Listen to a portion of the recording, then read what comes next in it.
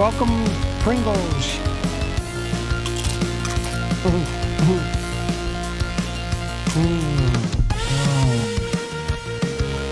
Pringles are good.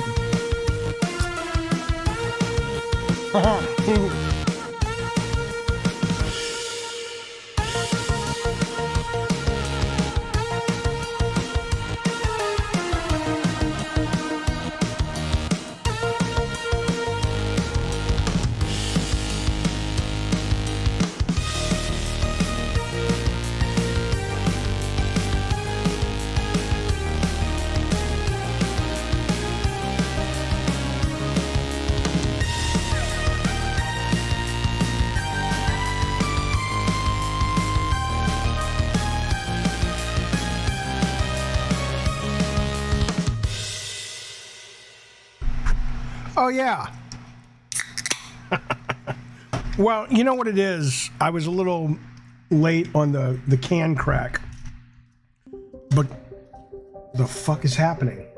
Please shut the fuck up. I was a little late on the can crack because I was reading the chat and somebody's talking. Mute Mo is making fun of the Good Doctor. Let's be clear. I should be clear. I will have no Good Doctor shaming here. On Gabbin' and Games, because that show is awesome. And just because the I am a surgeon thing has gone viral doesn't mean that it's open season on little Sean, Dr. Sean Murphy, all right? So you guys just fucking shut the fuck up. Okay, let us begin. Welcome. Thank you, Kevin Sal. Welcome to Gabbin' and Games, fellas. We got a lot to get through today.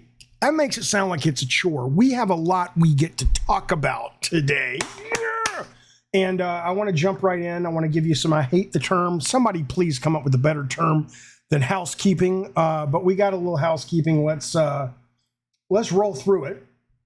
And it's important because I think... Well, hello there, you stupid bastard. It's me, Mario. Listen to Gabbin' and Games. If you do not do this, I will put a severed Yoshi head in your bed. Shut. Well, fuck. We got a little visit. We got a little visitor from old... Hey, everybody. Welcome to Gabbin' Games for Tuesday, the 9th of May. I want to remind you that Gabbin' Games is now officially a YouTube podcast as well. I know a lot of people have been asking about the podcast version of the show. You can now listen to every live stream Gabbin' Games on YouTube Music as a podcast. They are going to be pushing on to other podcast services, but for now, people who say, oh, Jaffe, I want to listen, but can't close my screen, blah, blah, blah. It's available now. If you're interested in the show as a podcast, go on over there and get it. Also, after parties coming up later today, we're going to be talking about God of War changes needing going forward. Corey Barlog tweeted out a jokey tweet about the jump button and camera cuts and all that stuff. I want to talk about that because, joking aside, I have some thoughts. Should Sony walk away or double down with Horizon? They released numbers today, and they're worth talking about. And then has Saints Row pulled a Cyberpunk? They just dropped a huge patch today with the intention of bringing people back. It's one of 4 patches that will be coming out. I've downloaded the new patch. I actually enjoyed Saints Row for what it was.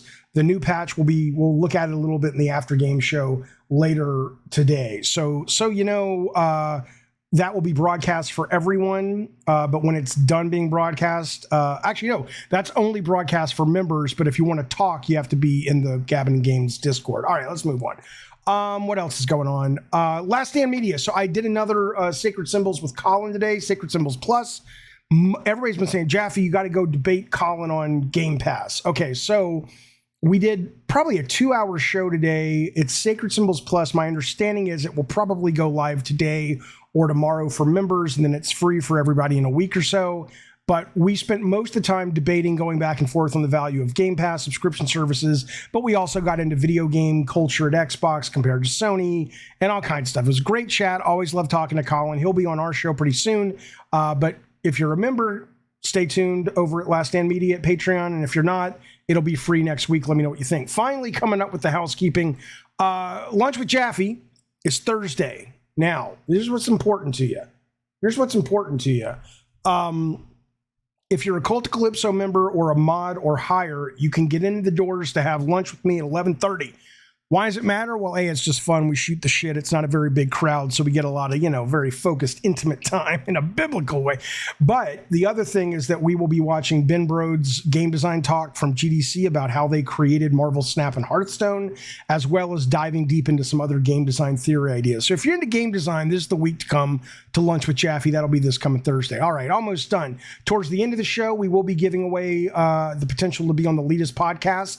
Listen before the after party, before this show officially ends. Okay, here we go. Virtual lunch. Yes, it's a virtual lunch.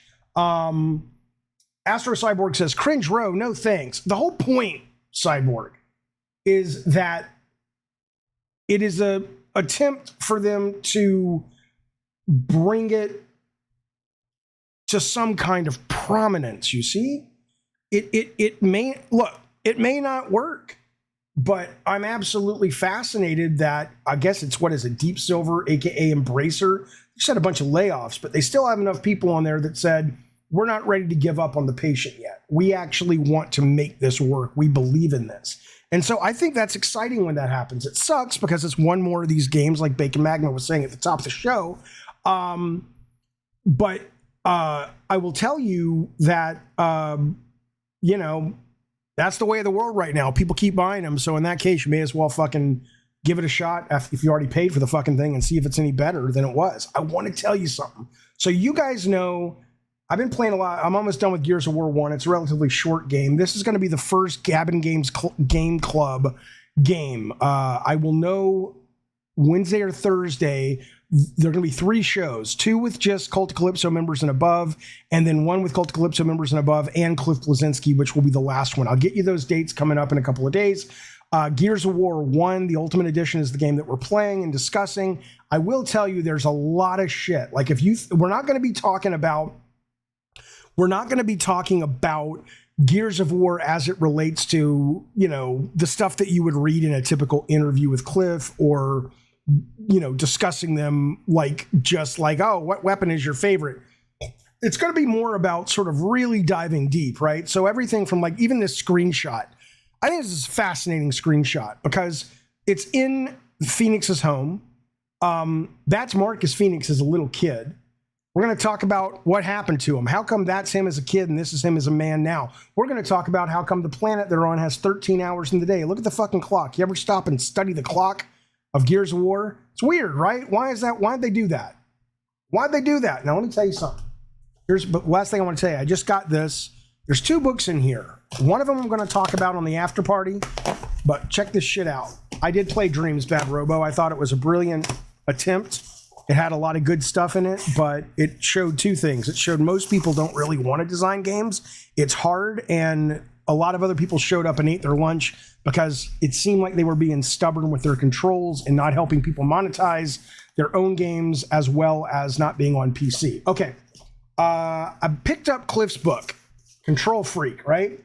I want to make sure, this is not part of the game club, but I want to give this a read before he shows up, because I am very curious how much of his personal life that he goes into here we can suss out from Gears of War. So that is something I just grabbed today. Oh shit, I got 2 copies. Okay, I didn't mean to get 2 copies. I'll tell you what, we'll do a giveaway coming up pretty soon on this copy right here. I also got, and this is what I'll talk about on the after show, this is called The God Experiment. Can Science Prove the Existence of God?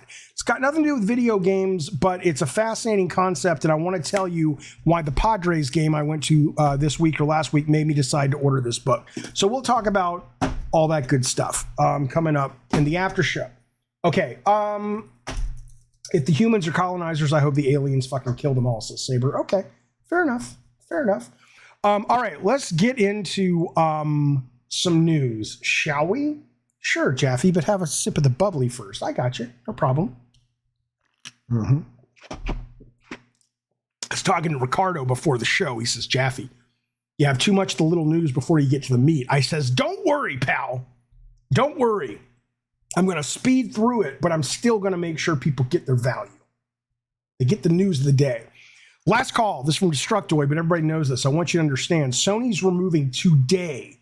Today is your last day to add whatever you want from the PlayStation Plus collection library to your library. After that, it is gone, and you have to buy the games again, or you have to find them on certain tiers of PS Plus. All you have to do is be at any tier of the PlayStation account of PlayStation Plus, and you will get Battlefield 1, Bloodborne, Days Gone, Detroit Become Human, Fallout 4, Final Fantasy, 15, God of War, Last of Us Remaster. I think it's the remastered Last of Us. I'm not sure. Mortal Kombat 10, Persona 4, Ratchet, Uncharted 4, Resident Evil 7. I mean, it's great shit. Great shit. But what I will tell you is make sure, if you're interested, go get them now. You don't have to download them. You don't have to play them, but your account will understand that you, quote, own them or that you're long-term renting them. But this is one of the best deals out there, and this is going away, I guess, at midnight tonight. Starfield comes out and says, well, hey, man, here's our rating. Starfield got an M rating from the ESRB. I don't know if they're going to. I think that's fine. I don't think they're worried about M rating. I think they expected it. Sometimes you can appeal it. It's kind of early to be. I guess they sent them an alpha version. I don't fucking know. But here's what we know about Starfield's rating. It's an M. They say it's an M because they have violence, foul language, sex, and drug use in Starfield. Okay? Combat, it says, is fast-paced with frequent gunfire, cries of pain, explosions. Attacks on some enemies can result in blood splatter effects. Several environments depict bloodstains on the ground around corpses. It also talks a little bit about, certain language. And it says the game also says that Starfield lets you get high on drugs. Space fish juice. Starfield's drug of choice is called Aurora. Players will get some when they visit a destination called Neon, a pleasure city built on a massive fishing facility. I'm sure it smells great. The facility processes a breed of psychotropic fish that creates a naturally occurring drug. And according to the ESRB, players can even work there at Neon, the pleasure city, at some point in the game. I wonder if they are going to make that drug, very much like Dune, sort of one of the key narrative elements that allows you to sort of commune with why, the whole thing is like, what are humans here for? The big questions. That's why I'm interested in this game. I'm very curious if that is going to be one of the gateways into that kind of awareness, or if it's just going to be a fun thing that you do and it makes combat look wacky. Who knows? But here's the story that's been making the rounds today about Starfield is the sexy time, sexy. It turns out Starfield has post-sexual content. So according to the SRB, it is suggestive material in the dialogue. This is from Games Radar. Conversations that you have after sharing a bed with other characters. Here are some lines that the ESRB quoted to let you know what you're getting in for, and if you expect or not your nether regions to get all tingly and moist and or hard depending on your mileage and your particular breed of enjoyment. That makes no sense, but they're words and they're fun to use, and sometimes no one's even listening, and it doesn't matter. Listen, here are the 3 blurbs. Number 1, life is a sexually transmitted disease that's 100% fatal. I'm off for getting a little wild, says one character, but next time let's try it without the jetpacks.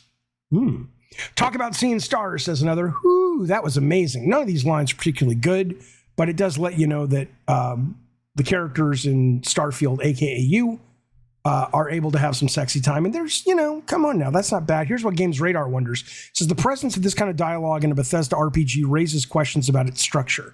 For instance, does the pillow talk follow a branching format like normal quest conversations?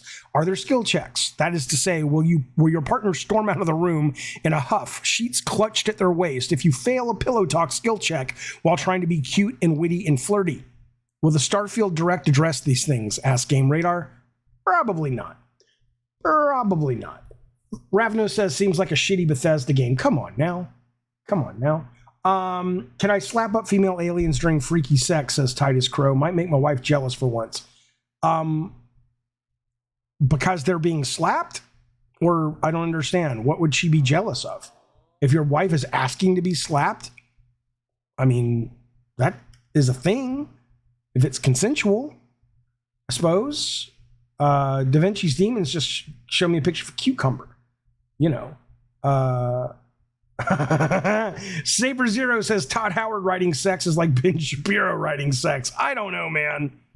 oh God, I don't want to get it. Let's just say that to hear Ben Shapiro talk about how his wife never gets moist. I don't, there's so many things wrong with that conversation that he had about his wife on the air in public that I don't know where to begin. Okay. There's your Starfield, my little friends. Here, let me tell you something. Let me tell you fucking something. This coming week, the next 2 weeks is insane for the ability to play lots of cool new games. And I just want to bust through this fast, not because I want to spend any particular amount of time on any one, but I want you to stand back and get a bird's eye view of how much just goodness is coming to gamers in the next couple of weeks, okay? We all know this, but this is exciting. I cannot wait. Friday, May 19th to Sunday, May 21st is the open beta for Street Fighter 6. Open beta, PS5, Xbox X, and PC via Steam. This is a relatively meaty motherfucking beta. You can play Luke, Jamie, Chun-Li, Juri, Kimberly, Guile, Ryu, and Ken. There's several different modes to mess with: rank, casual, battle hub, open tournament, extreme battle, and training. The one I am very excited about, and we might even do some kind of competition here on Gabbin' Games, is the party game mode, which is extreme mode. I just want to show it to you real quick. If you play this mode, it's one of the ones where you can put all kinds of party game like rule sets in. So this is somebody, I'm just going to play this clip real quick. It's like 40 seconds long. But this is like you can summon bulls into the environment to knock over enemies and stun them. There are bombs that can go off that chase people around. It's almost like Bomberman meets Street Fighter. Here we go. This is the video. Then we'll get back to the next big game that's coming out in a couple days.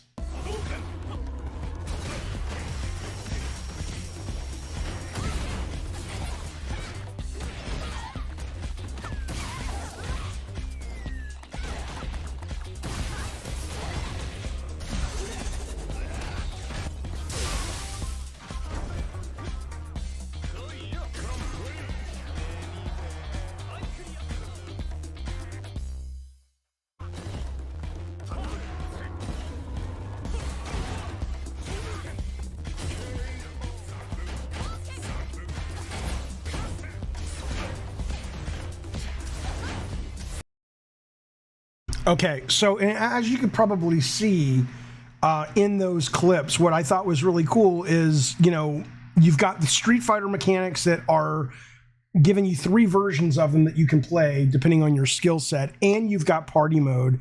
I am super excited for this new Street Fighter. That will be coming out. The beta will be coming out on the 19th. Okay, moving on. We all know this is the week Zelda Tears of the Kingdom. We will be doing a Up at Dawn as soon as we get the embargo lifted, when we hear when that is. I actually know, but I can't tell you. But just know that we will be taking about an hour to read the reviews, and we will be going live to talk about the reviews. And then, of course, the game comes out this Friday. I haven't read that yet. Diablo 4 starts Friday. SummerSlam, any system, open beta.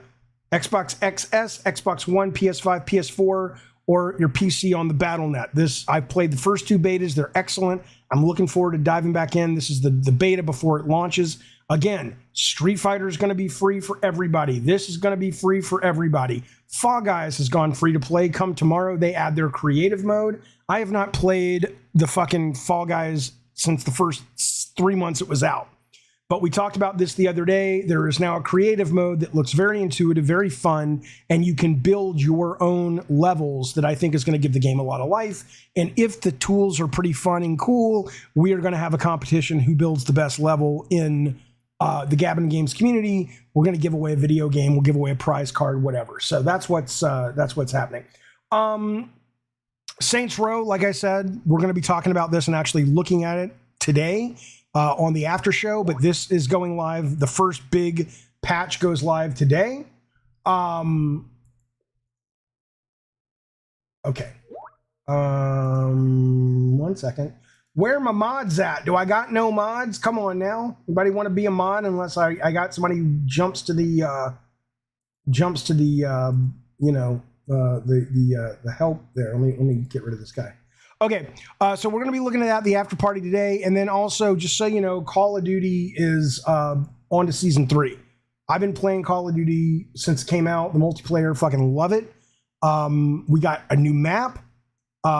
We actually got a couple of new maps, new modes, new weapons, new skins, and that's just Modern Warfare 2, which is what I play, not to mention all the other modes, Warzone and DMZ. So there's a lot of fucking shit. Thank you, Mr. K. There's a lot of fucking shit that is out if you're into the video games, which I know you are. And did I time out the wrong person? Sorry. So it's exciting. Now let's talk about the main fucking topic of the day. Because look, if you think the next couple of weeks are exciting, I don't know. I gotta tell you. Yeah, you're right. Mutant Mo says it's a good time to be a nerd. Listen to this. Jeff Grubb, who blocked me, banned me, whatever. I don't really, never met the guy, never talked to the guy. I think he has an incorrect perception about me, which I don't like. But he did do us all a favor and tweet out the schedule. He says, hey, the week of May 25th is the rumored PlayStation Showcase that we're going to talk about in a second. Then we really get into June, man. June 7th is the Tribeca Game Festival. I don't know what we'll see there, but we'll see probably some cool indie games. June 8th is Keeley's Big Summer Game Fest. June 9th and 10th is 3 days of play for the summer game test. Wow. Yeah, that lighting is weird. And so we'll be getting news coming out of that. In regards to actual journalists going there and playing games. 11th is Xbox Bethesda showcases, Starfield Direct. Ubisoft Forward is the 12th.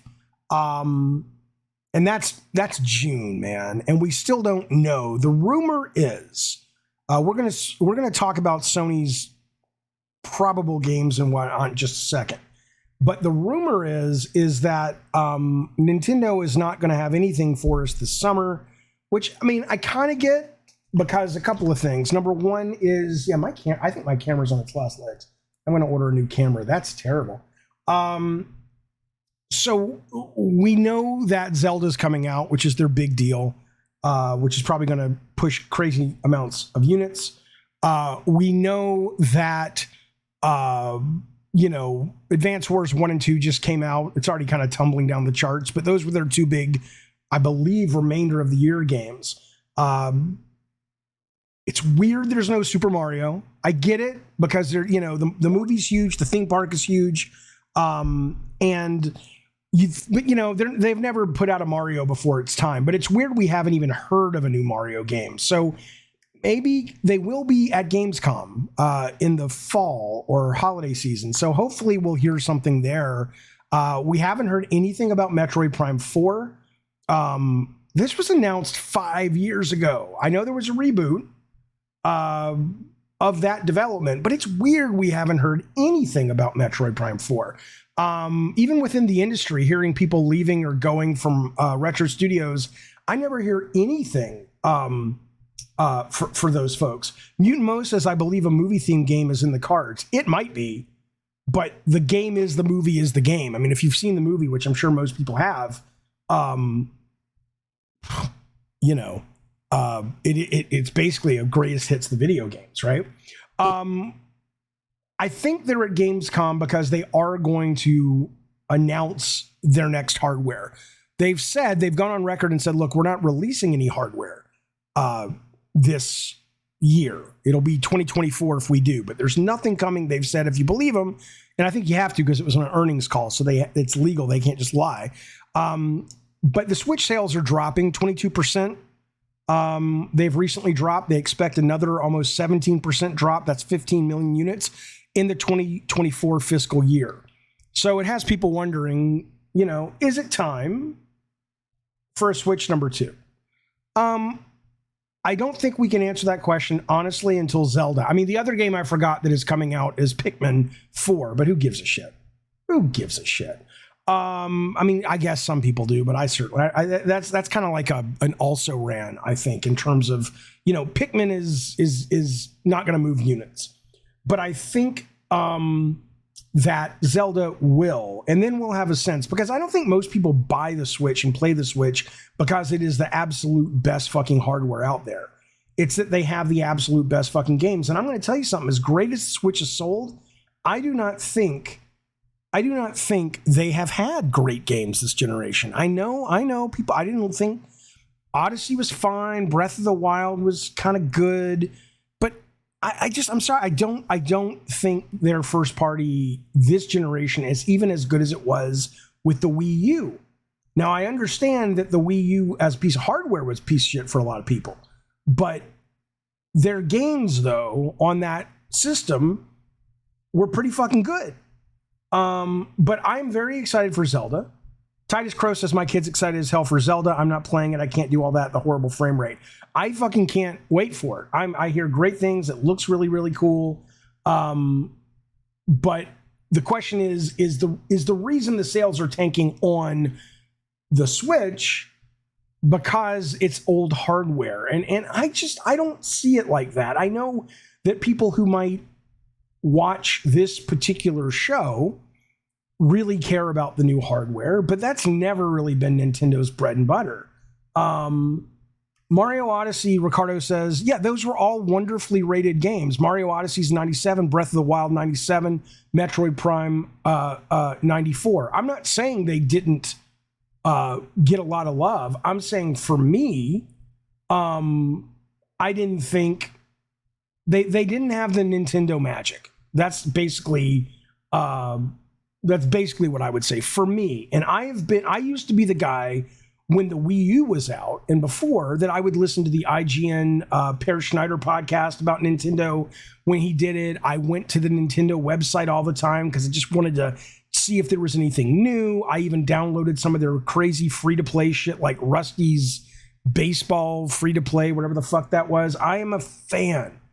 But they seem like they're not the magic company they were even 5-6 years ago. Oh, yeah. Ricardo Estevez says the most underrated exclusive is Luigi's Mansion 3. The last two Luigi's Mansions were fantastic. Those were excellent games. Absolutely. Tones Mick says, and I agree with him, 95% of players and Nintendo players could care less about hardware. You couldn't tell what a frame rate is. I think that's true. Saber Zero brings up a point. I've heard it a lot. I don't know, but certainly these days I would agree with you. Saber Zero says Nintendo doesn't get rated on the quality of their games. They get rated on fucking nostalgia. Yeah, again, that's not always the case, right? Sometimes that is absolutely the case. Like I think Super Mario Odyssey, for example, was not a 97. It was a great launch title, but Super Mario 3D World, the one that was just got remastered and released with Bowser's Fury, I think is a tremendously better. I think is a much better game than Mario Odyssey. Mario Odyssey was cool, but it just didn't have the magic, man. Axiom says they get rated by fun factor. Hey, I'm all for that. I got no problem with that. That's the number one thing they should rate games for. Matt DeMarco agrees. He says 3D World was a lot better. Look, if you disagree with me, not a problem. Call in on the Discord. Put yourself in the call-in waiting room. I'll bring you on. Come defend Nintendo. Mutant Mo says, I adored Mario Odyssey. I don't think it was bad, and there was some magic in there. The whole what was that fucking song where you're running up in the city, the Mario celebration, and it pretty much goes from 2D to 3D and back. And you've got that woman singing that, what the fuck was it called? Superstar Girl or what? One Up Girl or whatever. It was. There was moments. There was moments, but I did not think it was filled with. Right. I agree with the Sousa. It's a good game. I just didn't love it. The Cab says, Jaffe, do you think Breath of the Wild is fun? No, I did not like Breath of the Wild. I mean, the best Zelda game. Again, I'm an outlier, right? The best Zelda game in the world to me is Legend of Zelda: Link Between Worlds. Better than what was the big 16-bit one everybody loves? The prequel to that, Legend of Zelda. something Link. I don't fucking know what it was called. It's been a long time, but kind of the one that really Super Nintendo. Yeah, Link to the Past. Yes, it's better than Link to the Past. Absolutely. So we'll see. But I do think they get overrated. I think that's absolutely fucking true. I don't. Okay, so even Star Wars got a free pass with its performance, says Astro Cyborg. I think maybe that's because it's coming on the heels, or it's. I mean, see, like Redfield was buggy and it wasn't special. At least from what I understand, I haven't played it yet. Star Wars Jedi Survivor is buggy, and although there's a new patch going out today for console, apparently it fixes a lot of stuff. But it's buggy, but it's great, and so I think it was forgiven because it underneath all the crap, it's great. That's what I understand. I'm reading this. You like skill sets with low skill ceilings, so full-on 3D platformers probably don't hit the same as 2D for you because they have way more physics. If you're speaking to me, no. The reason I didn't really like Breath of the Wild is I thought being in that world was depressing. It was so empty, and it was so, it was just, it just felt, and Link's always been a silent protagonist, but Link just felt so.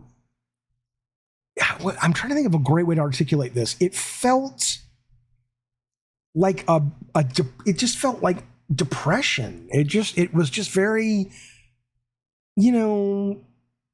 everybody felt like they were kind of like on opioids or something and just kind of sleep dreaming through the game. It didn't feel like it was this great Zelda adventure, lifeless. Yes. The story is that the world was destroyed by calamity. It's supposed to feel empty and depressing, says Mecha. I don't care. The fuck do I care? I mean, I don't care. I'm telling you that as true as that may be, it doesn't mean I still enjoyed the game. I mean, it may be accurate to the lore, but that's not more important than entertainment value, in my opinion. For Shizzle, I defeated the first Guardian, whatever, or one. I guess you can play it non-linearly, but I defeated the Guardian that was like the elephant. And then after that, I was like, yeah, I'm good. I'm good. All right, Ravnos, what do you got to say about Nintendo? Go. Yeah. Well, I'm like I said in the chat, you're crazy, but yet I sort of agree, but sort of not. I agree. The useless sentence you've just shared well, with the listen, the Wii U is way underrated as far as their library. They have a lot of fantastic games that people just don't know are fantastic because they didn't buy a Wii U. But the Switch has had some really good bangers, dude, like Astral Chain. I don't know if that's a first or second or third party, probably third. That's a good game. Bayonetta 3. Are we only talking first party? No, I mean, second party fits. Okay. Because like, those are good games. Breath of the Wild, I think, is horrendously overrated, but it's still a great game. It's not, it's not the best thing ever, but it's still a good game. Just doesn't really have a lot of Legends of Zelda in it, other than just Link and stuff. Yeah, it did not feel like a Zelda game to me. That's absolutely true. It was the new one feels more like it. Yes. Well, from what I've seen, yeah. Yeah. Agreed. But, every time I'm going to bring up a game, it's a Wii U port. Like what? Like don't say the wonderful 101. Well, that's a remake. That was terrible. Yeah, that was like a rehash of an old... God, what did that originally come out on? Anyways, it was old. But Xenoblade Chronicles 2, Xenoblade Chronicles 3, those are fantastic. I'm not saying there weren't great games on the Switch. I'm saying that Nintendo as an ecosystem no longer, or at least this generation, feels like... I'll give you a great example. When I finally watched a trailer for Tears of the Kingdom where it was the producer, I forget his name, playing the game and actually showing gameplay, that was the first time in quite some time and again, I don't know if I'm going to like the game or not, but it was the first time in a long time I actually felt some of that Nintendo magic of they were showing me things that I had never seen in a game before, in terms of like, I mean, or at least in the way that they were expressing them in a game, like the whole fusing shit together. Yeah. I get what you're saying. That is so magic Nintendo. That is so Nintendo. Old Nintendo magic, where their games, maybe they didn't look good, but once you got your hands on them, they just have this intrinsic quality to them. At least Yeah, they used to. And hopefully we're getting back to that. But yeah, I think that was missing in this generation. That's all I'm saying. And again, it's disappointing because I loved fanboying out about Nintendo. I agree. Just, losing myself in old issues of Nintendo Power. And like I said, going to their very colorful, at times, website and taking their quizzes and earning my whatever, the little coins and shit you earn from buying things. And I loved being in the ecosystem of Nintendo. And then this generation just has kind of lost it for me. Yeah, I think the biggest surprise for me is, I'm not a Pokemon guy at all. My kids were when they were younger, but they don't even care anymore. Yeah. Just the fact that they would release that Pokemon game that bad, it's not very Nintendo of them, that's for sure. Oh, I can't even think of any old Nintendo game that was like anywhere near that buggy and unfinished. I agree. All right, Ravnos, thanks for the call, buddy. I appreciate it. Call back anytime. See you, buddy. Right. So in the chat, we have Titus Crow saying, why are Nintendo so much better at making games than everyone else? I think because it's ultimately in their culture, not Japanese culture, but Nintendo culture. That's what they, Miyamoto was there from the beginning. Well, not the beginning, but you know what I'm saying. Miyamoto was a founding member of the new Nintendo along with Iwata. Both of those guys started as creatives. They were writing the language of entertaining interactivity at the very forefront of that movement. And so they didn't have a lot of the training, they didn't have a lot of the safety nets that, like, let's just say Sony can lean on production value now. Sony can lean on graphics. They can lean on, astounding animation, blah, blah, blah. It's not that Nintendo is crap at those things, but they came up as a studio and as a company understanding that if they want to succeed, it's all about the gameplay, and that sort of really seems to be because Miyamoto and Iwata had so much power that kind of infused itself for a very, very long time in the logic. And I think fundamentally they are probably better positioned than Sony or Microsoft right now to really, continue to own the space and to be really prominent in video games because they're not dependent on anything other than their gameplay. And their IP, but their IP is so loved because the gameplay was so loved. There's nothing inherent about Mario's design that makes him beloved. It's just that we've spent so many hours with the guy across generations because his shit is so much fucking fun to play. Ricardo, why are you don't... Okay, thank you, Ricardo, for the super chat. He says, you have no idea the game you're missing on Sekiro. I've never played it. Isn't Sekiro, Ricardo, made by the same guys that make Wulong? Is that right? I just worry Sekiro is going to be a little too hard for me. Jaffe, who was the lady who told you about Bloodborne Remastered? You mentioned it on Gabbin' Games Gold, but who is she? Why would I tell you that, Addie Pie? She will never tell me anything again, but she's in a position to know. Let's just say that.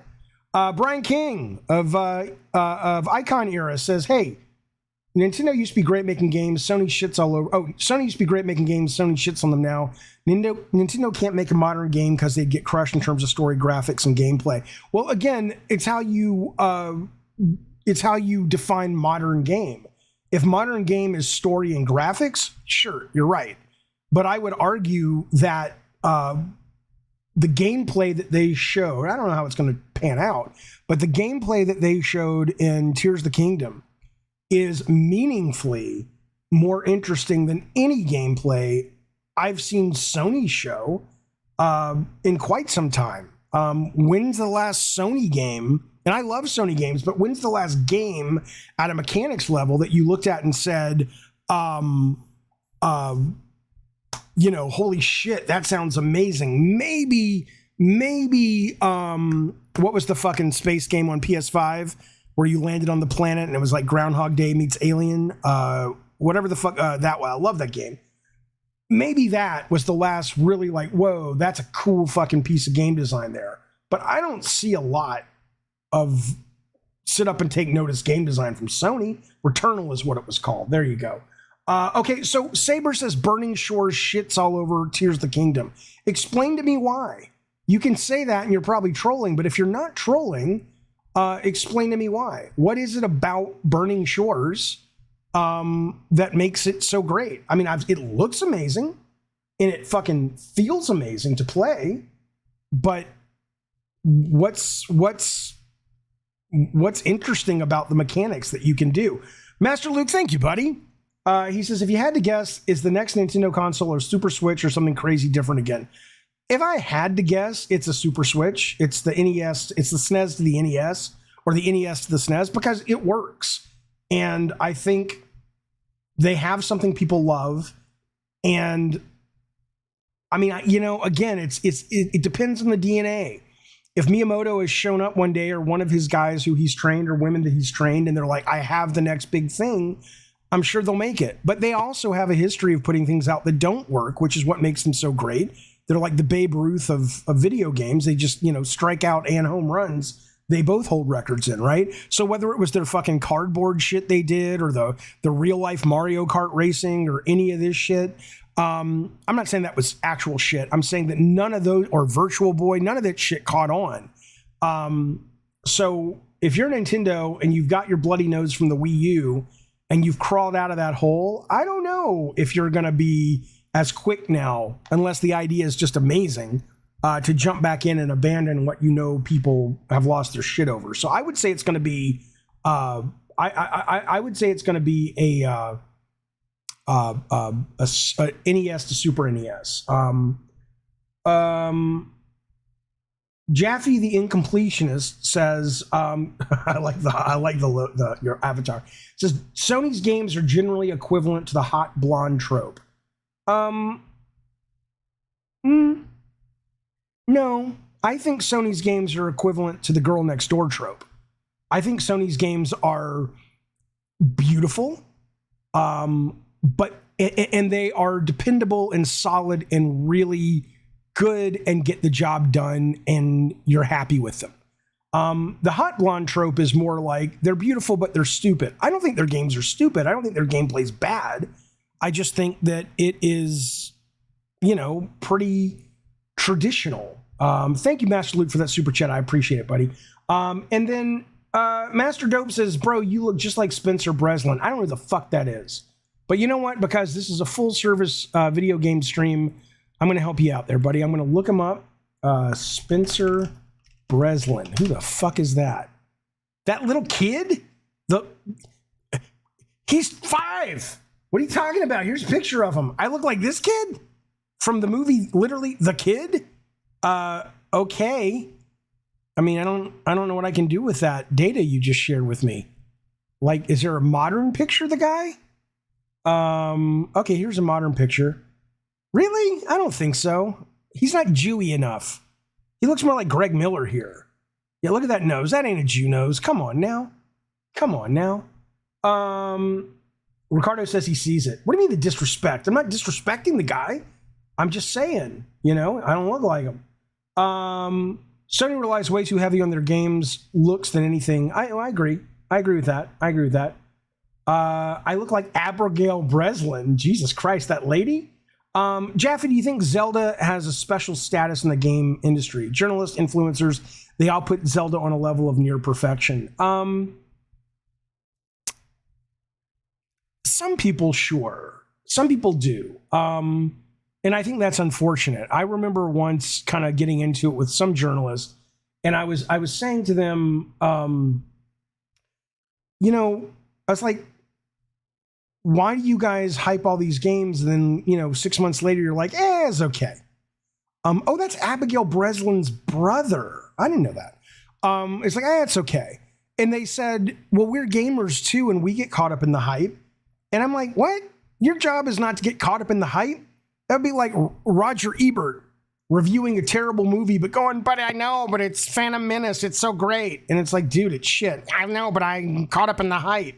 That's not a fucking professional right there. Sony mixes all the disciplines together: animation, graphics, music, and gameplay. They do, Arathizzle. Again, I'm not knocking Sony's games. Tsushima is one of my most favorite games.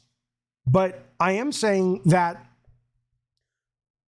master of, what is it? Jack of all trades, master of none. kind of thing is what's going on there. But except the visuals. Do you think gamers need therapy, says Water Princess? No. I mean, I think most people need therapy. I think most people should go to a therapist twice a year just as a check-in. Because a lot of times the whole point of therapy is you don't even know that you're struggling. I was watching a documentary, a great documentary on Tupac Shakur called Dear Mama on Hulu. It's excellent. And it was really fascinating because they were talking about Tupac and they were talking about his mom. And they were like, both of these guys were just riddled with anxiety and depressed as fuck. But at the time, in the culture that they were in, which is kind of coming out of the Black Panther culture of the 70s and kind of going into early rap, he's like, nobody really talked about it. And they didn't really have the language as a culture, like the hip hop culture or whatever, to talk about that stuff. And so a lot of people are depressed. They don't even know it. They just they're just like, oh, life is this, but they don't know they're depressed, you know? So I think going, a couple times a year is a check-in. And then if you need more, yeah, I think everybody does. Absolutely. I read that. David Lovett says, don't read the game. I read the book. We're going to get back to games, I promise, but it has game in the title.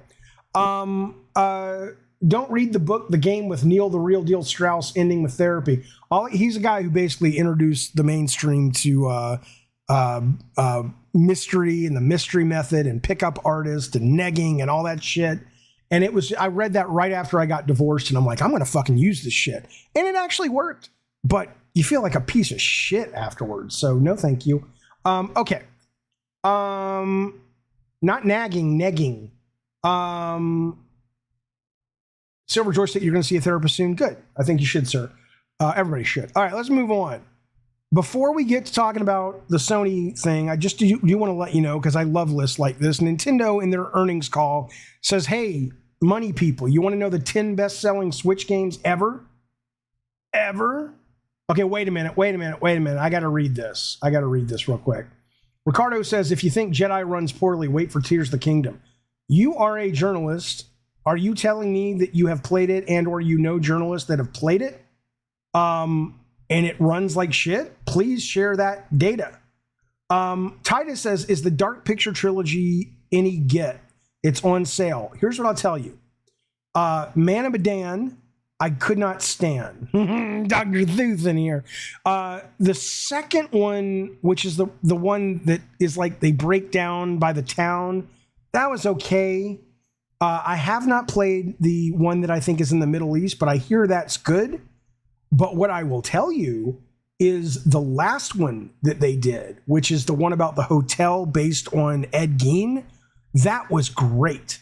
I actually finished that game. I rarely finish games, and I finished it start to finish. I thought that was fantastic.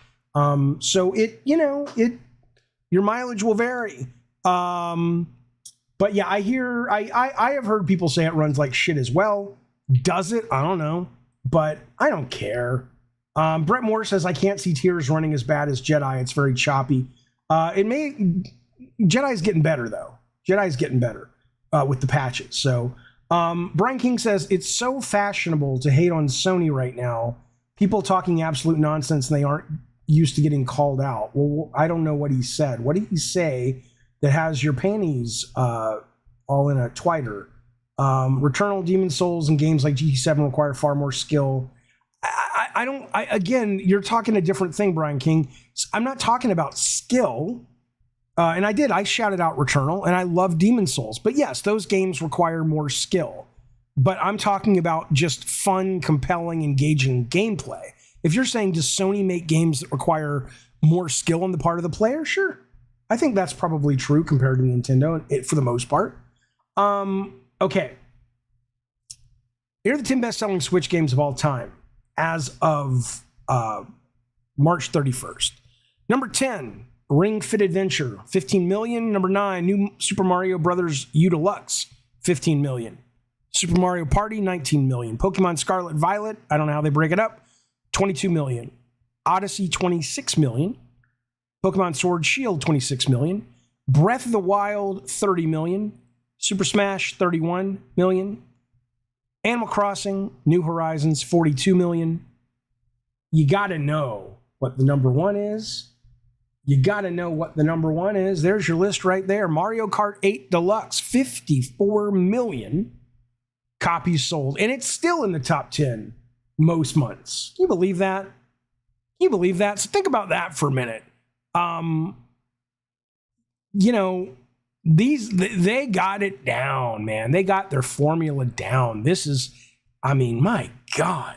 Not just Mario Kart, but the whole fucking thing. It's an amazing company. Hoodrich says Tears of the Kingdom is very similar to Horizon. Why would you say that? What are you talking about?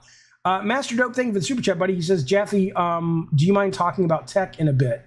I'm not a tech guy, and I appreciate the super chat. Thank you, but I don't know.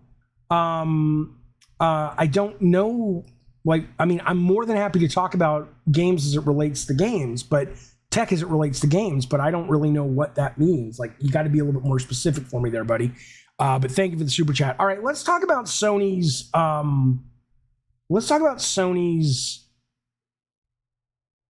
Showcase. Okay, so the rumor is, and we've heard it from a couple of people now. Doesn't mean it's real, but we heard it from Grubb. We heard it from Andy Robinson. He tweeted about it. Used to work, I believe, at Game Informer. Jez Corden said he's heard about some things that Sony has ready. I've heard about Metal Gear. I've heard about that's one I can say. I've heard about Metal Gear. I've heard about Bloodborne. Who's to say? I don't know. But what they're saying is there will be the week of the 25th some kind of summer showcase, and Sony hasn't confirmed it. If that does occur, it will be announced next week. What's wrong with the microphone, Gino? Can you not hear me? It'll be out next week. They'll announce it. But let's go into it a little bit about what might be there that people are talking about. Okay, this is a list that's going around the internet right now that I think is actually relatively safe. Again, I don't want to be one of these guys that's like, it's gonna be the best fucking show ever. Every now and then Sony is able to pull that off. Like, there are a couple of times you're like, holy shit, they announced this and this and this. But usually all these shows are underwhelming. But in this case, they haven't shown a lot in a long time. And these games are kind of, if not already in the chamber ready to fire, pretty fucking close. All right, so here we go. This will be the nail in the coffin for Xbox this gen, says Saber. Maybe. I'm saying next week we will hear if there is a show, because they usually let you know a week in advance, right? But Jeff Grubb says Master Dope is hardly ever right. He's right a lot, actually, isn't he? It's not always right, but okay, here's what we got. This is what's been going around. There you go. You can see it on your screen. Let me make it a little bigger for you. We know Spider-Man 2 is going to be there because we know from the earnings call that is a confirmed launch title for 2023. The Last of Us Factions, whatever they end up calling it, we don't know if it's coming out this year, but it has been in development for so long that people are thinking this could be shown. I think that's a relatively high probability. Silent Hill 2 has been announced. It's been announced as an exclusive. That would not surprise me. Metal Gear Solid Remake. There's people who say it's 3. There's people who say it's 1. I hear most people say it's a remake in the vein of Capcom's remakes of Resident Evil, which means it's from the ground up rebuilt like RE2 was. But I have heard a few people go, maybe it's more kind of like what Blue Point does, where it's the same game, but it's just, it's got additions and it's brought up to modern standards in terms of gameplay and this, that, and the other. So that I don't know, but I do know this is in development. Most people know this is in development. And it seemed, again, Sony doesn't have to do anything. That's kind of the thing. Sony doesn't have to do shit. They don't have to even have a conference. It's absolutely irrelevant. But these are all things they could put in the conference. So the question is, given their success, does it make sense to put Death Stranding 2, which is in development, it's been announced? Wolverine is not going to be shown playable, but they might do another tease. And then we all know Ghost 2 is being done. Probably about time they showed something or announced something.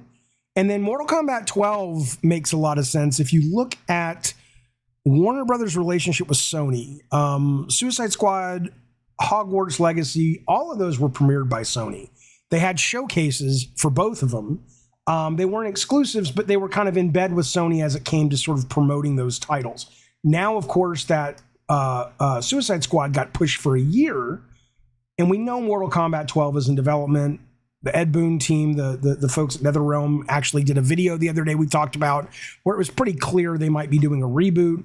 That's kind of a back pocket I wish. So, you know, but no one knows. And I think it's important. I mean, it's not important. I don't give a fuck how hyped you get. But for me, it's important to go, you know, if you show up expecting this, like, I don't think Sony needs to show all their cards yet. I mean, they might, but what would the benefit be? There's no real competition for them right now.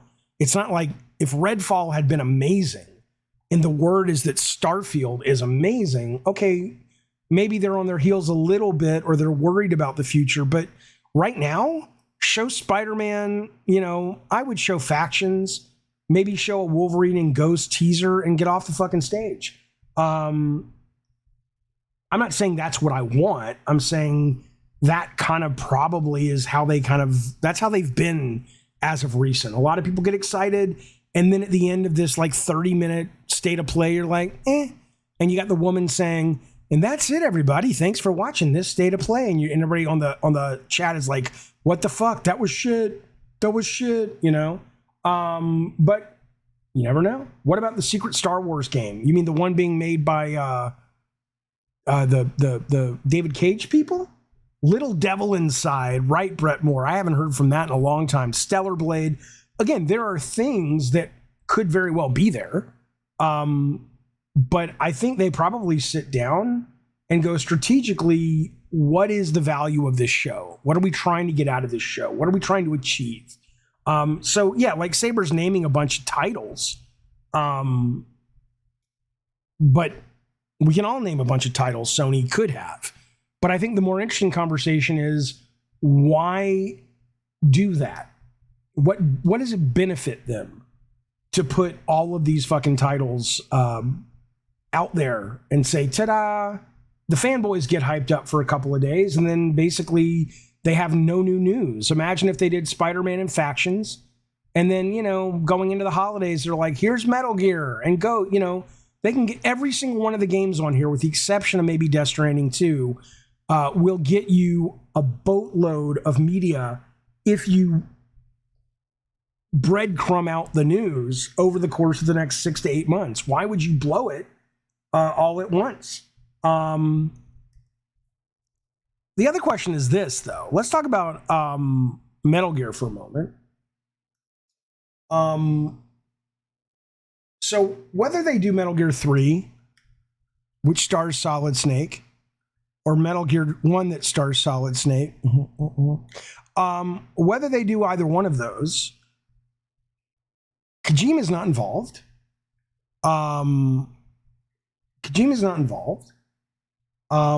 Metal Gear is exciting for hardcore fans. It's never been this insane selling game. They all sell around individually about 5 million copies, and then they move on as a franchise. I think they're at about 56 million copies. So, which is nothing to sneeze at, but they've never been, you know, a Spider-Man like franchise, right? Don't tell me it's not true. Addy Pie says that's not true. Yeah, it is true. Unless you want to send me some data that suggests I'm wrong. Yes, total series sales are at 50 million, actually 56 million. But I said, as a franchise, and that's great. But as an individual title, they've sold about 5.5 million copies on average. And that's nothing to sneeze at. And because the PS5 is the dominant system, they'll probably sell more than that. I'm not saying they shouldn't do it. I hope they do it. I would love a Metal Gear remake done from the RE Resident Evil style remake philosophy. And people are saying that what is that thing called? The goddamn cockadoodie.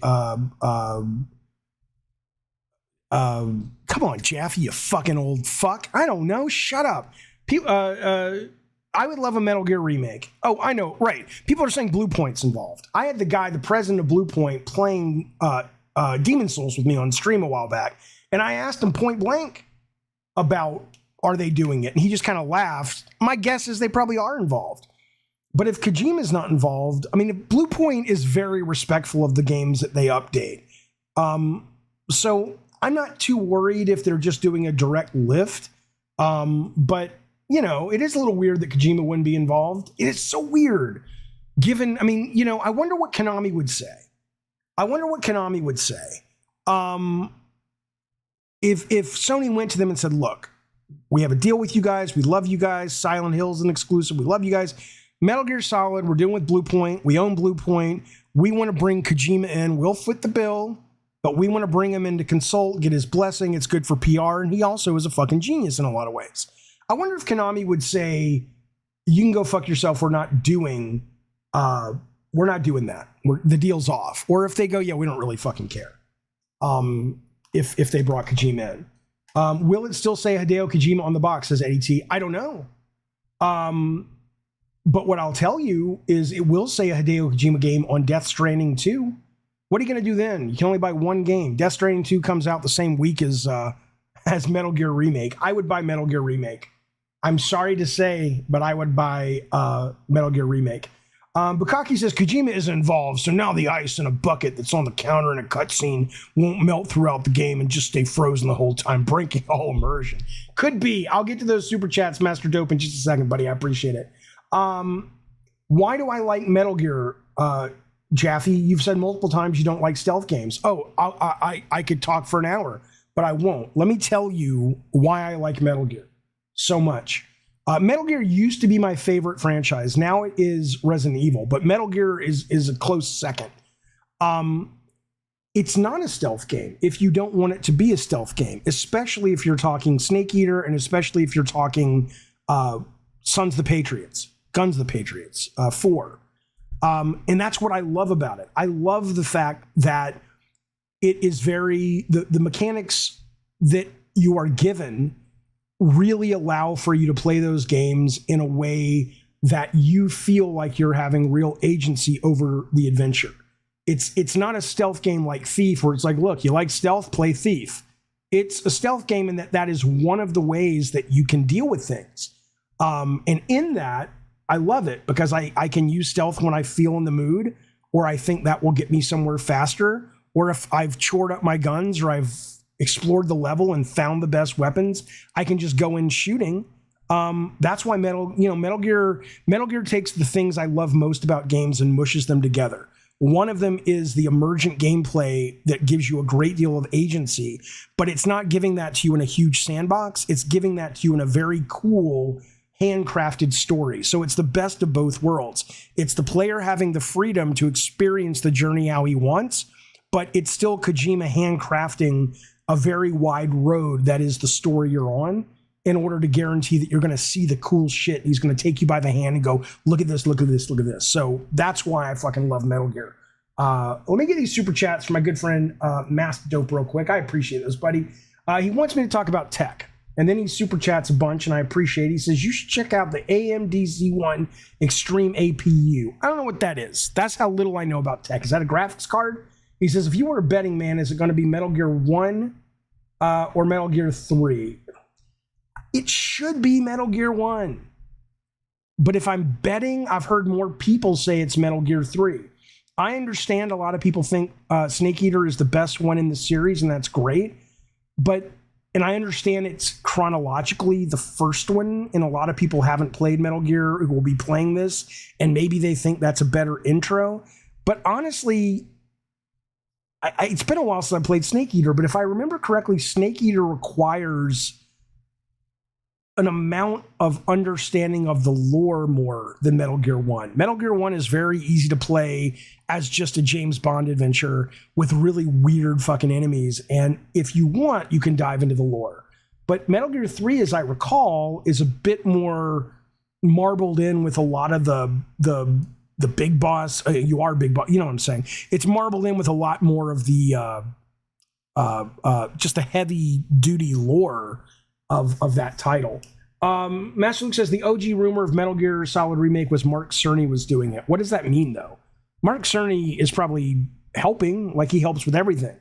But Mark Cerny's probably knee-deep in PlayStation 6 right now. I don't think Mark Cerny's sitting around directing a game. That would be a bad use of a very highly paid, very important member of the PlayStation team. You may be right, but I haven't heard that, and I absolutely think that would be a stupid use of that resource.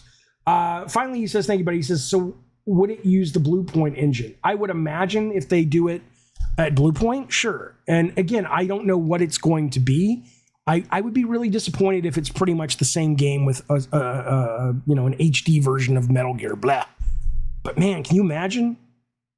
Can you imagine Metal Gear Solid 1 remade like Resident Evil remakes 2, 3, and 4 with the amazing voice acting of Kiefer Sutherland, of course, as Snake, and doing that with amazing graphics, new gameplay, quality of life improvements? I think it would be the shit. I think it would be the fucking shit. What if they remake Metal Gear for the MSX, says Eddie T. Listen, I remember seeing that ad in comic books, and it blew my fucking mind that you had all those cool gadgets that you could collect and shit. Yeah, guys, of course I'm kidding. Of course I'm kidding about the Kiefer Sutherland. Come on now. Yeah, Jeeves says the lore, aka the most confusing fever dream. Oh, I agree. I think Metal Gear's story is in some ways brilliant in terms of what it's about, but I think it goes on too long. The cutscenes are too long. The codec conversations are too long. And a lot of it is like, what the fuck are you talking about, Kojima? And not like in a way like you watch a Kubrick film and go, this guy's on another level. I got to really dive deep. Sometimes it's just like, hey, this is cool, put it in. And you're just like, people will tell you it's genius, but most people are like, the fuck are you talking about? I know people want hater. I know. It may be Peace Walker. That game was really good. Peace Walker was the Vita game. They're going to remake Metal Gear Acid, is what they're going to do, or Acid 2. Can you imagine? Okay, but anyway, there's what people are suggesting. I don't really know. Everybody's guessing what will be there. None of us really fucking know. I don't think they need to roll all these out at once. What I will say is, for me to have my perfect show, perfect show would be Spider-Man 2, Metal Gear Remake via Bluepoint like RE2, Mortal Kombat, and then seeing some teases of Wolverine and Ghost. Oh, and Factions Beta launches today. That would be cool. Ricky Estevez where is he now? Hang on, let me check my map. Ricardo today, he's on the run from the government. Today it looks like he is in Italy. Ricardo Estevez from Italy says it's missing Bloodborne for me. Oh yeah.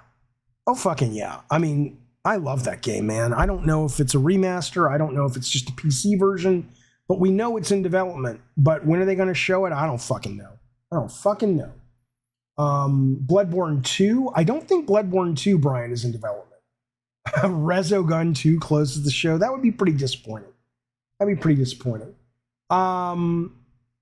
Okay. Let's keep going on our little journey of the summer. I played Acid 1 and 2. I couldn't get into those, Mutant Mo. They weren't for me, which is fine. What about Castlevania, though, before we move on? There is rumor that we're hearing a lot as well that Castlevania is going to be, or is part of that Konami 3, right? So forget the fact for a moment, shall we? Forget the fact for a moment that Sony seems to have no problem with exclusives, only when Xbox does it. But that's a different conversation. Fine. But let's say it is Silent Hill, and we know it's Metal Gear, and the goddamn cockadoodie Castlevania. I mean, what would it be? Is it 2.5D? Is it 2D? Is it 3D? And really, what's the point? I mean, there is an important. Oh shit, I missed him. I'm sorry, Bukaki. If you want to call back, buddy, who was that? That was Hannibal Lecter. I'll get in there now. I mean, if you pull the nostalgia out of Castlevania, kind of what is it, right? I mean, there's a million Metroidvania games these days. Zero Signal says Castlevania from Software. Sure, but again, Castlevania, 99% of the audience that loves Castlevania doesn't give a fuck about the Belmonts. They don't give a fuck about the lore. It's a great game series with Dracula and monsters, right? So if you are from Software and you say, hey, we want to make a Castlevania game, and you're either Miyazaki or Sony's funding it or whatever, then go, why would you do that? Let's just make a new IP that we can all own, and we don't have to pay Konami anything. It's not like Castlevania is impossible to take the good of Castlevania. I think the nostalgia plays are important, but you got to be real careful, because if From Software came out with a fucking badass horror game inspired by the classic monsters like Dracula, Wolfman, all that shit, come on now. I mean, people would lap that shit up. They would lap that shit up. And no, it's not, Jose Ruse. Altered Beast is a piece of shit compared to Castlevania. If it wasn't for nostalgia, Altered Beast would literally be another name for what happens when you shit something in the toilet and it's a shape you've never seen. It's like, that piece of shit's an Altered Beast. It's a terrible fucking game, and you know it, and I know it, and you need to stop fucking lying. Okay, hang on. Master Up, thank you, buddy. He says, Castlevania Lords of Shadow, also known as DMC or Castle Metroidvania. Oh, man. I only played a little bit of Lords of Shadow. I loved what I played. Granted, they have the misfortune of being the same developer that worked on Metroid Dread, which we all know is terrible. But I need to play Lords of Shadow 1 and 2 before I can answer that. But for me, I would rather have a Castlevania Lords of Shadow style game, because there's so many 2D, 2.5D Metroidvanias now that what does it matter if it's called Castlevania, right? It doesn't really mean anything at this point. Hang on a second. Okay, so I'm being told by Saber Zero that I am disrespecting Altered Beast. All I can tell you is that You're a fucking moron. you're goddamn right. Okay. Castlevania is all about the music, says Matt. Well, then you could definitely just get the same people to write the fucking music. All right. Jaffe can't play any puzzle-based games. That's why he hates Dread. Not true. Not true. At all. Let's move on to talking a little bit about Xbox and their showcase briefly. So we know we're going to see Starfield, whatever. I mean, at this point, whether it's, I don't buy that it's like, oh, this is going to save them or hurt. Who cares? One game is not going to help or hurt at this point. They need a string of games, and that's all that matters, right? But so here's other stuff. We know Forza's going to be there. We know Starfield's going to be there. Phil Spencer has said, only he says a lot of things, but what he said today, let's see if it holds true, is that you will see updates on games as well as new games, okay? What's really interesting is, other than Gears of War, and now I guess Doom, if you actually look at the first-party Xbox stable, I'm sorry to say this, I'm a fan of Xbox. I love my Xbox X. Gears of War, playing that again as a reminder of how far they have fallen in terms of putting out stuff that really connects with an audience. Fable, Hellblade 2, State of Decay 3. I'm not saying those aren't games to care about. I'm not saying those are shit. I'm not saying that. Don't get all huffy puffy with me. I'm just saying that compared to the intellectual property that Sony and Nintendo have, not only is it becoming clear that Xbox, the last two generations, has been terrible at product development, but I think it's also becoming clear that they've never been good at IP generation. Like, ever. Gears wasn't theirs and Halo wasn't theirs. I mean, it became theirs, but it wasn't internally created, right? Nothing they've done sort of as internal companies And not to say that Hellblade is either, but State of Decay was, and a bunch of things were that never connected. I just kind of don't. I think in a lot of ways that's not a bigger problem, but that is another big problem for Microsoft, is they don't really have a big creative group of people that really drive the ship. Right. Kevin says, like, why did they revive Perfect Dark, a 20-plus-year-old franchise? Right. That's one of the best things they have. And then I know Vexelgo says XCOM needs a Camino sequel, and you're joking, but that's what I'm saying. You know, the most interesting new IP they have, which they didn't create either, was Hi-Fi Rush. I just don't understand why they struggle so much, but it is what it is. Okay, but the point is, as it relates to the topic, there's very little that I would get excited about. If they showed a new Gears of War and it was, although that guy's gone to run Diablo now, who's the guy who used to run Coalition? But if they showed a new Gears of War and it had the same bite as the first three, fuck yeah. Absolutely. I'm in. Obviously, anything from id, whether it's Indiana Jones's game or Doom 3, but, you know, short of that, would anything excite you? I don't think Gears sucks, Eddie Torres. I think Gears now just doesn't have the juice that it had when Cliff and Rod Ferguson and some of the other original guys gave it a lot of its voice. I think now it's fine, but I don't think it has it doesn't have the juice, you know? Christopher says Fable. Really? I mean, again, I gotta be honest, I can't speak to it. I've never played Fable.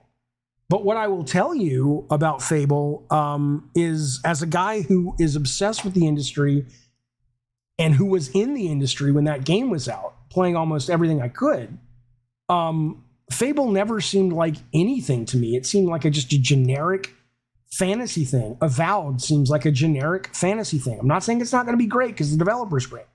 I'm just saying that when are these guys going to fucking hire some people that are really creative motherfuckers and sit them down and say, give us some IP that we can use to really compete? They don't want to, something's going on over there. Whatever, let's move on.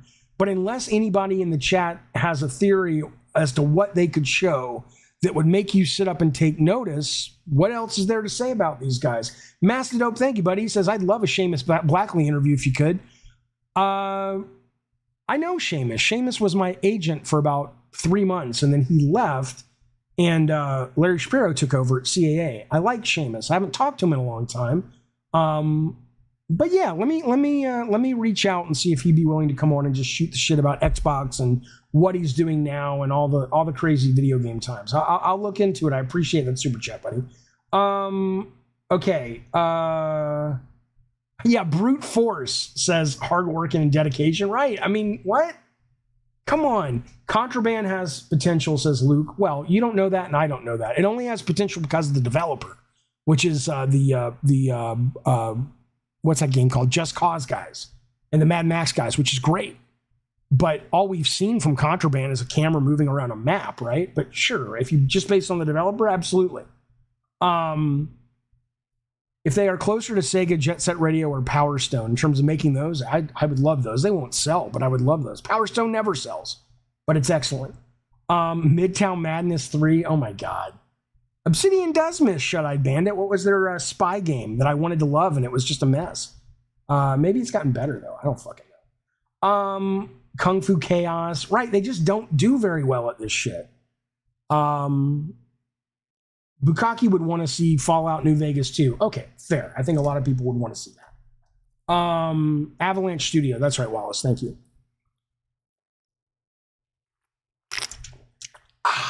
Okay.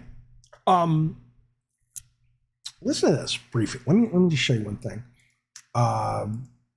Let me get to it. Bear with me, fellas and fillettes. I appreciate it. Oh, I appreciate it.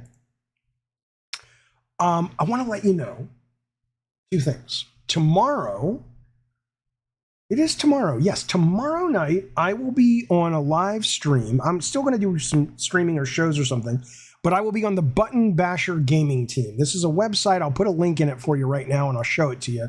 We're going to talk all about video games. They're a relatively new channel, but they got moxie, they got power, they got what I like to call that. They're good people over there. It's the Button Basher gaming team. There's a link right there. You can see their website right here over on YouTube. I will be on their show tomorrow night, 5 o'clock California time. I think it's 5 o'clock. Hang on, let me find out. I want to tell you the exact time. Hang on. You're like, Jaffe, what the fuck? Shut the fuck up. It's a live podcast. Yes, I'm excited. It comes tomorrow, 5 o'clock my time. That's right. Okay, so that is what is happening. That is what is happening tomorrow when it relates to that. And then I want to let you know, I'm going to show you a screen real quick. I just want to remind you about something. I would love that, Ricardo. Yes. I want to remind you about something.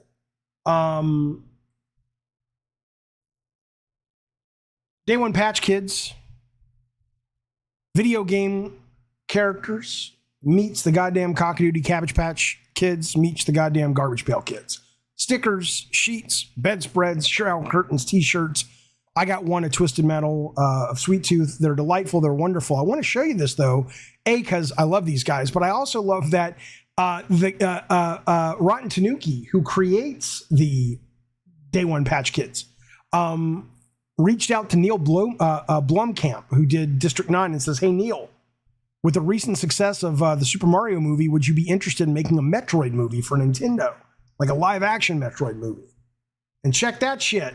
Neil wrote back, big-time director talking to our very own Rotten Tanuki saying, yep. Can you imagine? Now, look, unless the movie was, based on Metroid Dread, that sounds fucking great. Not because the lore, but because Seamus is a cool fucking looking character, and she's a sexy fucking character when she takes off the mask, and it's sci-fi, and it's hard sci-fi with Neil Blomkamp, and I'm fucking in. I would absolutely watch this, and I hope that Neil's talking to him, because he did say he would do it. So wouldn't that be something? Oh, here's what I was going to tell you, though. Here's what I was going to tell you. Were you paying attention a minute ago when I showed you the Day One Patch Kids? I'm going to give a $10 PlayStation gift card or Xbox or Valve, whatever you want, gift card away tonight. You have to reach me on Twitter, send me a message if you win. The first person in the chat right now that can tell me, and this is going to teach you to pay attention to these fucking ads, motherfucker. There were 8 Day One Patch Kids listed that I showed on that ad. Just name one. You can name either the name of the Day One Patch Kid, or you can name the name of the character one of the 8 were based on. The first person to get it, and it's on my discretion because people get a little bit weird timing. Okay, Lex says Cloud. Lex is absolutely right. Check it out. Lex, if you want to hit me back on the Twitter after the show ends, that's a better chance I'll see it, or on the Discord, tell me that it's you, and I will send you a card tonight. Or tomorrow, worst case tomorrow, but probably tonight, $10 for the video game kind of service of your choice. And again, you better fucking pay attention to these ads, boys. You're leaving money on the table. You're leaving video game money on the table. Let me get these super chats real quick. I appreciate them, fellas. So Dominique, oh my God, there was a movie when I was a kid on cable, and I don't remember what it was called. It may have been called Dominique. But what I can tell you is the announcer at the end is like, Dominique is dead. Or is she? Scared the shit out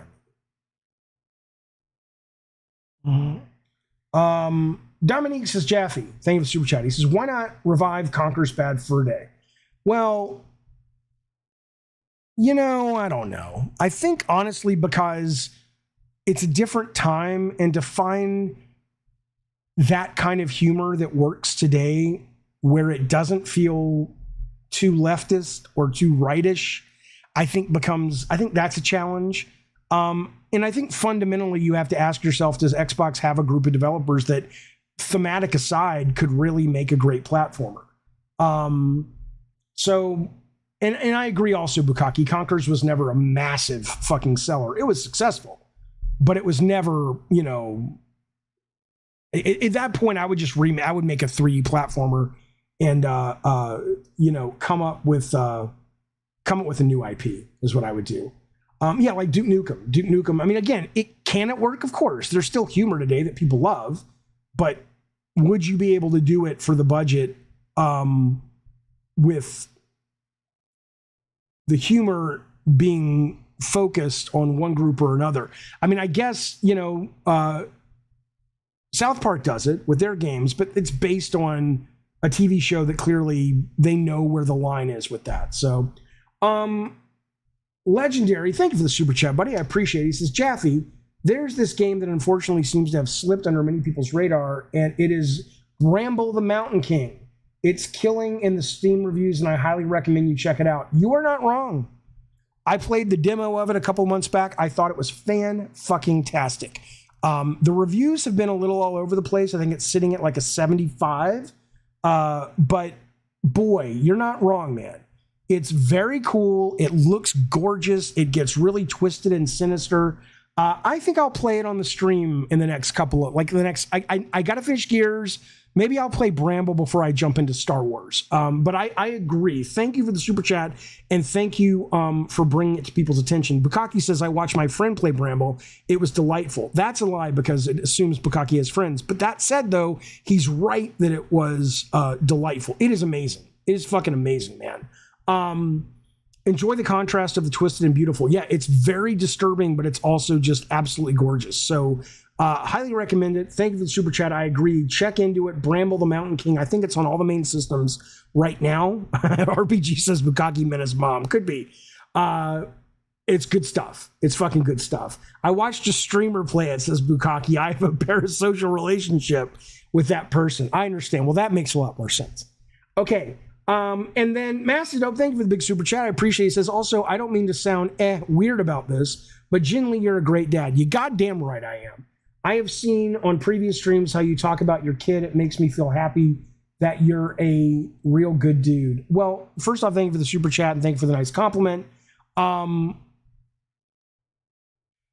I can say is it's a compliment, but let me just briefly speak to this. I'm not going to get bogged down. I have some more video game stuff real quick, but let me briefly speak to this because it's important to me anyway, that being a great dad is not something that you do and get kudos for, right? I wanted to be a dad.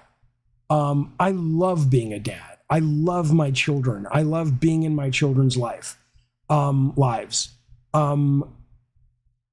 So on one hand, I appreciate the compliment, but on the other hand, it's like saying, hey, Jaffe, you're good at breathing.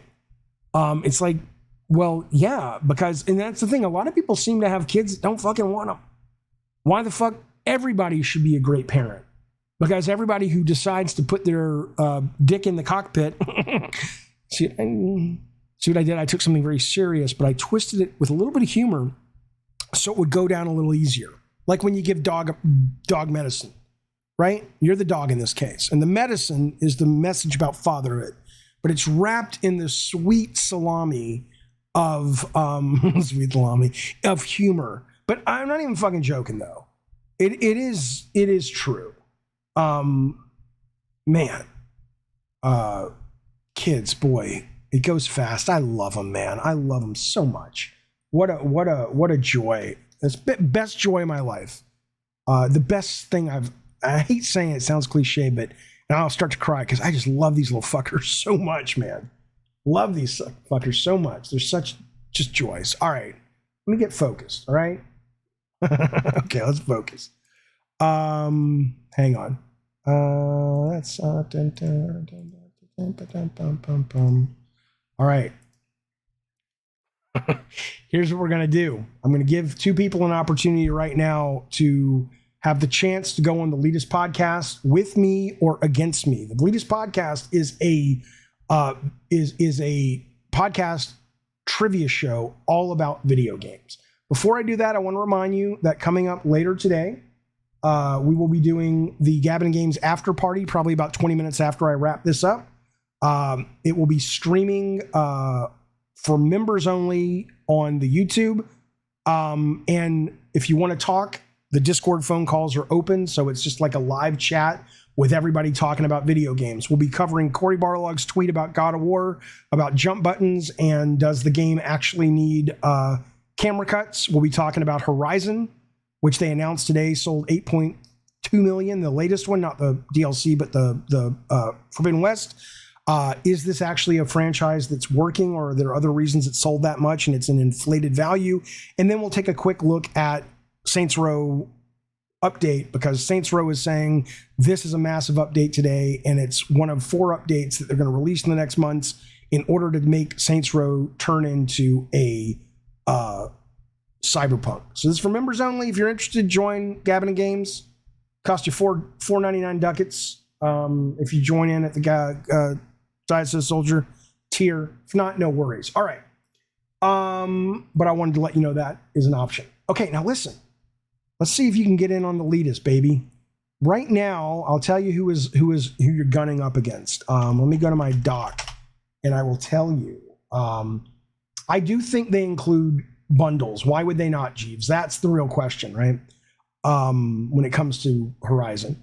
Okay.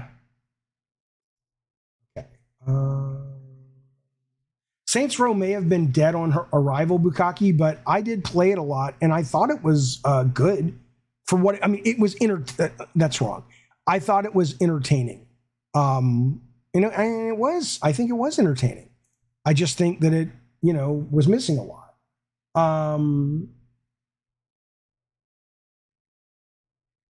Okay. Right now we have Mr. K, $6 Vitaphone random moose brains. We have 4 more slots to give out.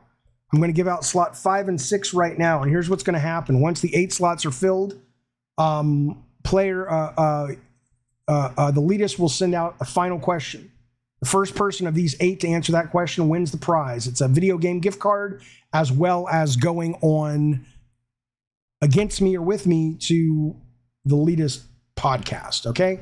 So here is the first trivia question. The first person I see that gets it, and it's up to me. You guys, jalapeno milk. Alexa, stop. Jalapeno milk. You better stop making fun of the Good Doctor. God, that fucking good Doctor show is so great. All right. We're going to do synonyms. Okay. This is a name of a video game, but I'm using synonyms to describe it. The one we did the other day was the answer. The synonym was ferocious tickers. And that translated into wild hearts, right? Ferocious wild, tickers hearts. That's how we play it. That's how we fucking do it. So here we go. The first person to answer the question, what is this synonym referring to? Discharge, token, captivate. Discharge, token, captivate is the synonym for the game. This one's kind of hard. I'm going to give you, let's see, discharge. I'm going to give you 2 versions. Discharge, token, captivate is what they wrote. At the elitist, you can do that, but you can also do just discharge, patch, captivate. Okay?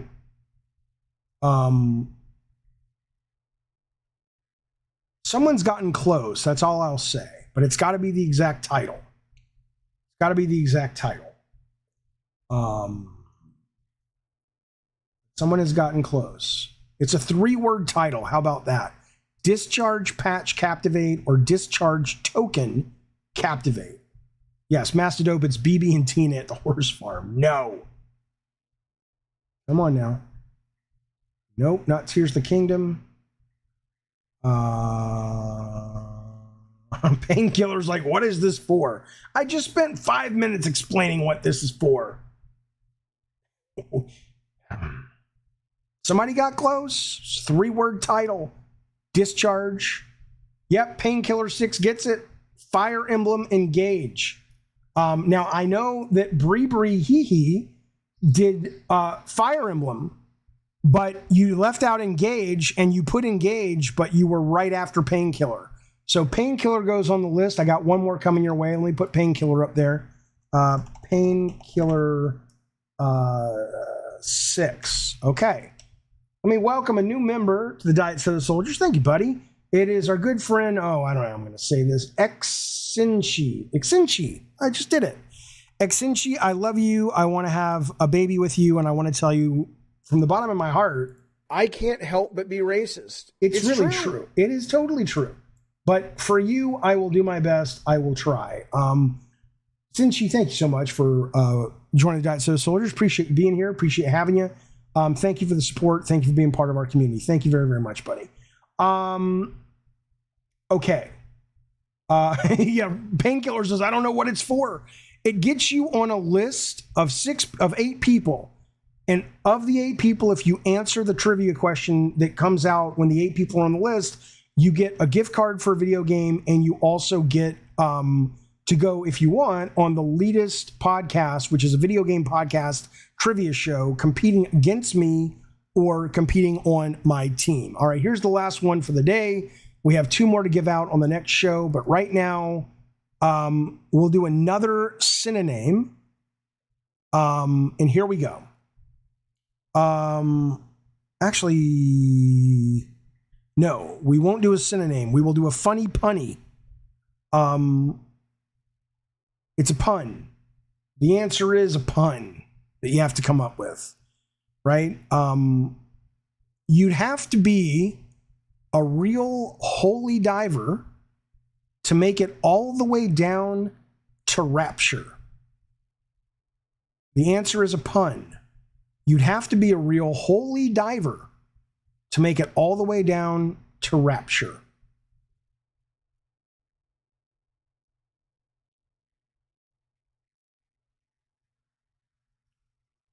The answer is a pun.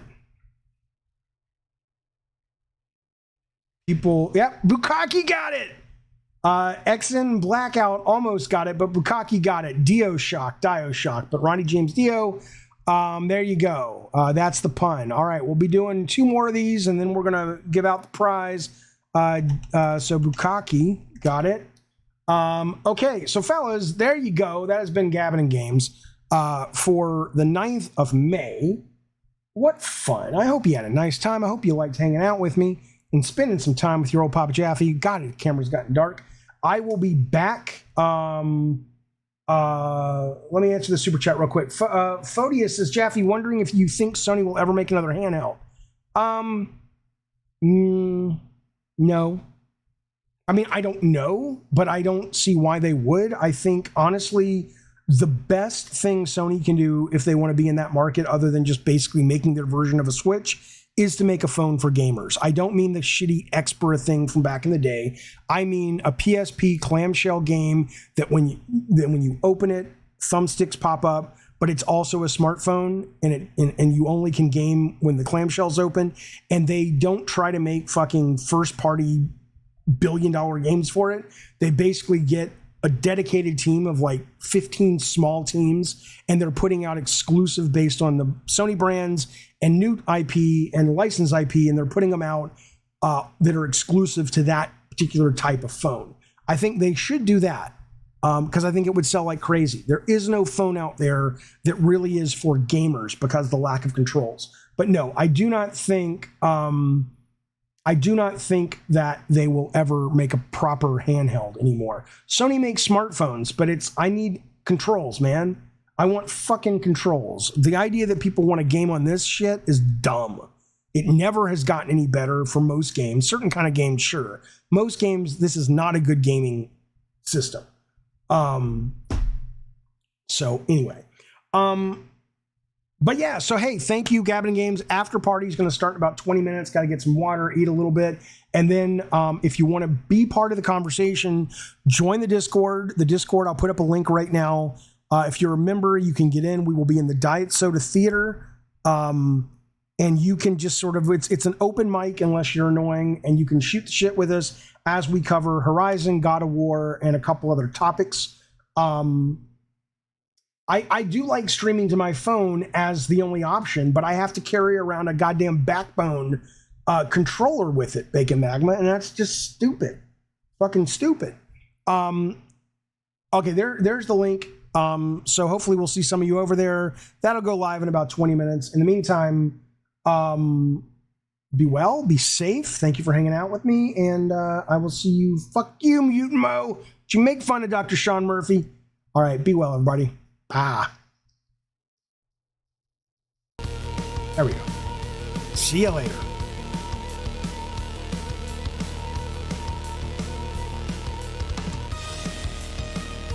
I'm gonna slit somebody open like a fish and drink their blood.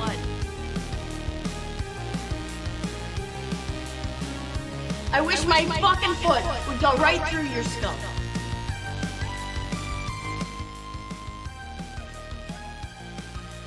Everybody hates you, and I'm glad your husband died. He probably killed himself. Go suck a big fucking dick.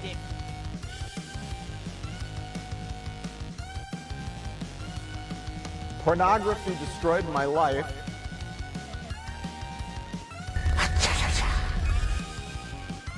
Be turtle, baby. Okay. Number 15. Could I get the number 15?